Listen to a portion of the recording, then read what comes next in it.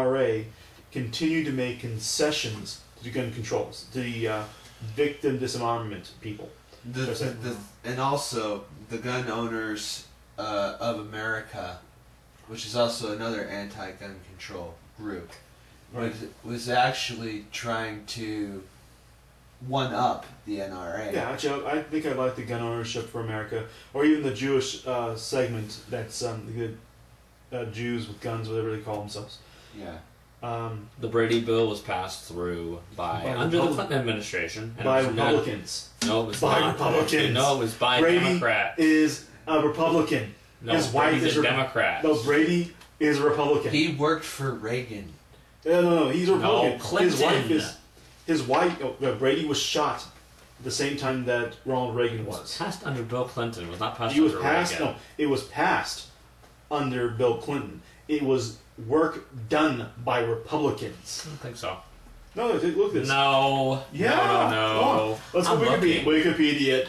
Wikipedia? Why do Wikipedia anything? The Wikipedia is actually a fairly good source. Well, if you check the sources that are outlined in it's actually a good source, yeah. History. Yeah.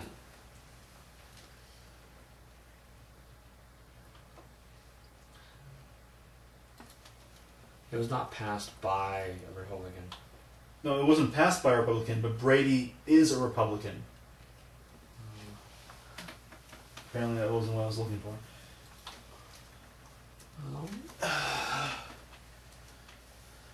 Here we go. This is history.com, okay? They don't have any...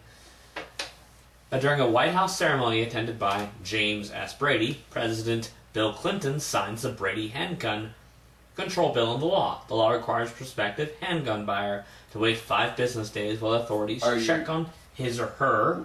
Just for clarification purposes, Russ, were you mentioning it under the George Herbert Walker administration? No, I was mentioning that Jim and Sarah Brady are Republicans.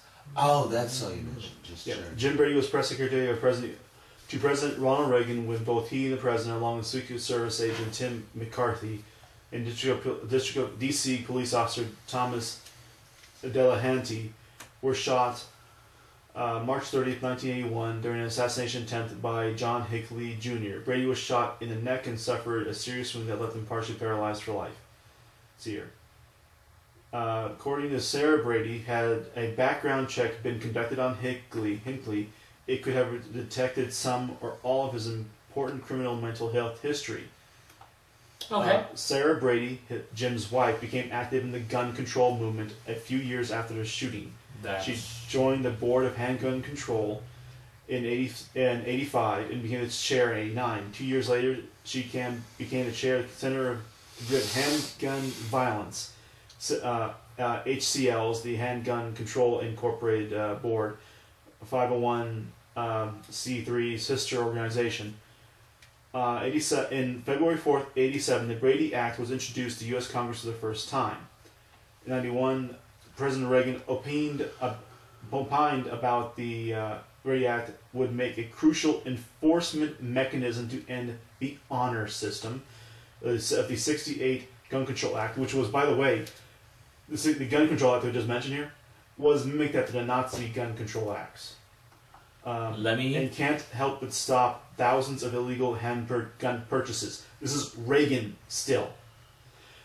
Jim and Sarah Brady were guest honors when Bill Clinton signed the Brady Act into law in 1993 with the support of Bill Clinton. In other words, those in Congress opposed the Brady Bill. Staunchly opposed it. Okay, by many congressmen. The NRA did oppose the Brady Act, by the way. Sorry? It doesn't mean anything. By the way, Chris, I wasn't telling you it was made underneath a Republican administration. I was telling you that Jim and Sarah Brady were Republicans. You can't trust these people. Anyways. Brady's wife went off the deep end. You don't think Jim's gone along with it? No, the Brady Bill people were started by Republicans. I would not be surprised at the continuation. That the Bush administration did not overturn it. The next Republican is probably not going to overturn it either. And guess what? They've already been trying to overturn it, but of course the Democrats in power won't let it happen. Yeah. I'm not saying that. First of all, I should mention that since becoming my political viewpoint, I am much more critical of the Republicans than I am of the Democrats. It's not to say I like the Democrats to be better. In fact, I still do not like them as much. But it's heavily imperative to me now to criticize where I think is wrong goes. And the Republicans, I'm sorry, I don't trust them on basic rights like this. Well, as far as Obama goes, he's certainly not changing anything. He's increasing the... Bush grew the government's deficit by twice. Yes. Obama's grown it by 3 times so far. Yes, and that's 6 times more than it was underneath Clinton. And also under the Patriot Act and everything, he actually increased the laws under that. He made it stronger and even worse. You're right. I don't better. It took me a while, but once I realized what the Patriot Act really more or less said and did, I don't support it. I haven't supported it in years. Yeah.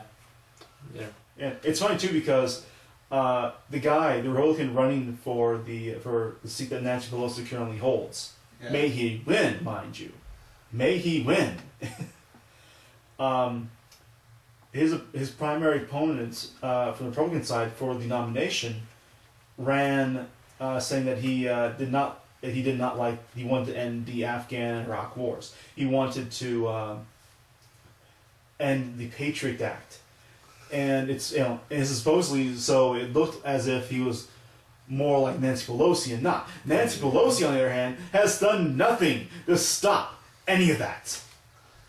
And I bet if you look through the voting records, if they made records of this, you'll see that her name is next to approving both those things. So the Republican he was running against to get a nomination is more like Nancy Pelosi, at least in this case, than he ever was. Interesting. I can't remember his name though, for the life of me. Move on to let's move on to something else. Stories. Let's go on some happy stories for a while. Grab a... No, I'm gonna get a happy story here superhero. because I haven't got here. Not the superhero one. That's actually kind of sad and stupid. But Voyager 2 spacecraft has made contact with aliens near the edge of the solar system. At least as far as this guy who wrote this thinks, anyways. It's cool. Because here it is in bold. And I only read the ones in bold, mind you. It left Earth 33 years ago, taken with Voyager 2. Now it's 8.6 billion miles from Earth, and that's not... Anyways, Voyager has recently begun sending back data messages NASA scientists can't decode. That's neat. This began on April 22nd. Of this year, I assume. This year. They're not going to say, "Take me to your leader." We don't know that. It may be there. But now the spacecraft is sending back what sounds like an answer to our greetings. Signals in an unknown data format. Actually, I kind of hope it doesn't turn out, or at least isn't played as turning out to be... Like Mars Attacks? No, not that. But actually, I'm hoping it doesn't turn out to be a case where it's corruption and the system's just sending back bad information now. What? System's corrupt? You mean it takes over itself? No, I mean that this computer on the Voyager, it's been corrupted by some kind of internal or external damage, and it's sending back data form. The reason why its signals are coming back in unknown data formats is because it's something. It's like there's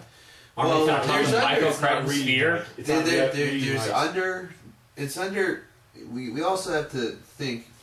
There's 2 possibilities. We can speculate all we want, but I in my opinion, there's 2 possibilities. One, that the data file is far more advanced than our data files here on Earth. Or it's been corrupted, yeah. Or it's been corrupted. It's one of the 2. Yeah. What are we talking like Sphere? No! God, man! Listen to what we're saying. Either it's an unknown. Really, it's not necessarily more advanced. Either it really is an unknown data format file, or the data file that's being sent back recently is corrupted. How can the computer... Okay, I'm done. I don't want to. I just don't want to try anymore. How? Okay, Here's also the other thing.